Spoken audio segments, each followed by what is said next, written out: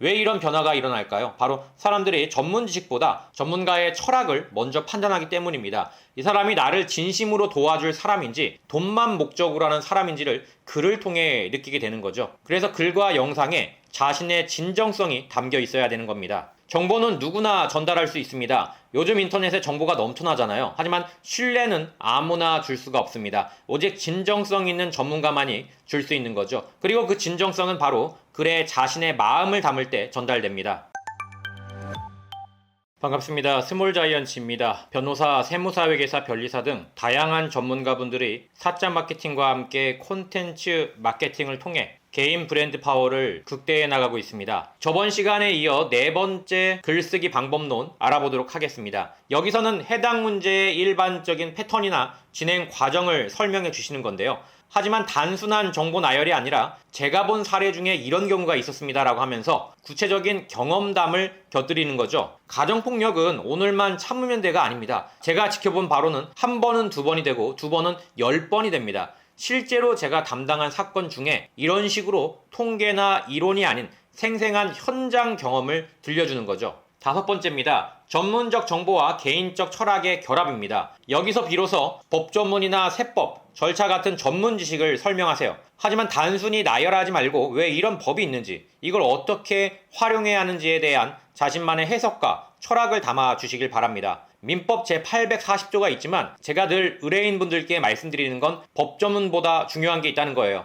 바로 여러분의 존엄성입니다. 절세도 중요하지만 저는 정직한 신고가 더 중요하다고 생각합니다. 왜냐하면 이런 식으로 법적 지식, 세무 지식에 대한 개인적 가치관을 녹여내는 거죠. 여섯 번째입니다. 실제 사례와 개인적 보람을 공유합니다. 성공 사례를 들 때도 단순히 이렇게 해서 이겼습니다가 아니라 그 과정에서 전문가로서 느꼈던 보람이나 감동을 함께 전해주시길 바랍니다. 30대 여성분이었는데 처음 상담 왔을 때는 너무 위축되어 있으셨어요. 그런데 이혼 판결 후에 마지막에 웃으면서 새로운 시작이라고 해주셔서 용기가 났습니다 라고 하시더라고요. 그 순간이 제가 이 일을 계속하는 이유입니다. 이런 식으로 단순한 성공담이 아닌 인간적인 감동을 전달하는 거죠. 일곱 번째입니다. 예상 질문과 선제 대응입니다. 독자들이 가질 법한 궁금증들을 미리 파악해서 답해 주시길 바랍니다. 많은 분들이 증거가 없어도 되나요? 라고 물어보시는데요. 집을 나가야 하나요? 라는 질문도 자주 받습니다. 하지만 여기서도 단순한 Q&A가 아니라 각 답변에 자신의 경험담과 개인적 조언을 녹여 넣으시길 바랍니다. 제 경험상 이렇게 접근하시는 게 좋습니다. 저는 의뢰인분들께 항상 이렇게 말씀드려요 라는 식으로요. 여덟 번째입니다. 오해 교정과 마인드셋 전환입니다. 해당 분야에서 사람들이 흔히 갖는 오해나 선입견들을 하나씩 바로잡아 주시길 바랍니다. 제가 참으면 가정이 유지되지 않을까요? 아이들에게 아빠가 필요하다. 시간이 지나면 나아질 거다. 이런 잘못된 믿음들 말이에요. 그리고 여기서 중요한 건 전문가로서 자신이 깨달은 철학이나 인생관을 자연스럽게 전달하는 겁니다. 제가 몇 년간 이 일을 하면서 깨달은 건 참는 게 미덕이 아니라는 거죠. 오히려 용기 있는 선택이 진짜 가족을 지키는 방법이더라고요. 마지막 아홉 번째입니다. 행동 촉구와 개인적 다짐입니다. 독자에게 구체적인 다음 행동을 제시하되 단순히 연락주세요가 아니라 진심 어린 응원과 격려를 담아주시길 바랍니다. 더 이상 혼자 고민하지 마세요. 도움을 요청하는 건 나약함이 아니라 용기입니다. 그리고 전문가로서 독자에게 어떤 도움을 주겠다는 다짐을 진솔하게 표현하시길 바랍니다. 제가 약속드리는 건 첫 상담부터 끝까지 여러분의 편에서 함께 하겠다는 겁니다. 이 9단계를 지키면서 글을 쓰면 정말 놀라운 변화가 일어납니다. 독자들이 단순히 정보를 얻는 게 아니라 감정적으로 연결되거든요. 이 사람은 나를 이해해 주는구나. 이 사람한테는 안심하고 맡길 수 있겠다라는 신뢰가 생기는 거죠. 가장 중요한 건 이겁니다. 이 모든 것이 진짜여야 한다는 점입니다. 억지로 만들어낸 감동 스토리나 과장된 철학은 독자들이 금방 알아채거든요.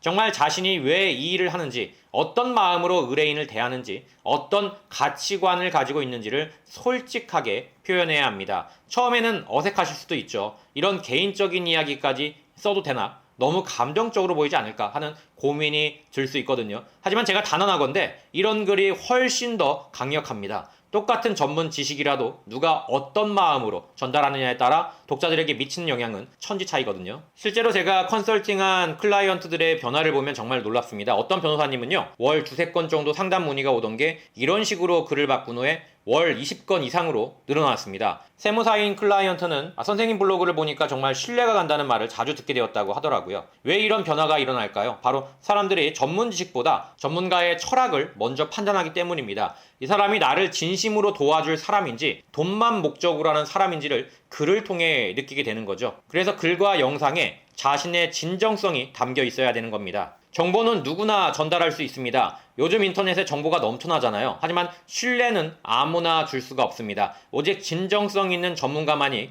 줄 수 있는 거죠. 그리고 그 진정성은 바로 글에 자신의 마음을 담을 때 전달됩니다. 앞으로 글을 쓰실 때에는 이것만 기억해 주시길 바랍니다. 내가 왜 이 일을 하는지, 어떤 철학을 가지고 있는지, 독자에게 어떤 도움을 주고 싶은지를 진솔하게 표현하라는 거죠. 그리고 그것을 자연스럽게, 억지스럽지 않게 글 전체에 녹여내는 겁니다. 그것만으로도 여러분의 글은 수많은 정보성 글들과 완전히 다른 차원의 글이 될 겁니다. 실제로 제가 컨설팅한 클라이언트들을 보면 이 방법으로 글을 바꾼 후 상담 문의가 3배, 5배 정도 늘어났습니다. 더 중요한 건 문의의 질도 달라진다는 거죠. 블로그 글을 보고 선생님 마음이 느껴져서 연락드렸습니다. 이런 말을 자주 듣게 되거든요. 처음에는 어색하실 수도 있습니다. 이런 개인적인 이야기까지 써도 되나? 너무 감정적으로 보이지 않을까? 하는 고민이 들 수 있거든요. 하지만 제가 단언하건대 바로 그 개인적인 이야기가 가장 강력한 무기입니다. 독자들은 완벽한 전문가가 아니라 진짜 사람을 원하거든요. 중요한 건 이런 글쓰기가 단순히 상술이 아니라는 점입니다.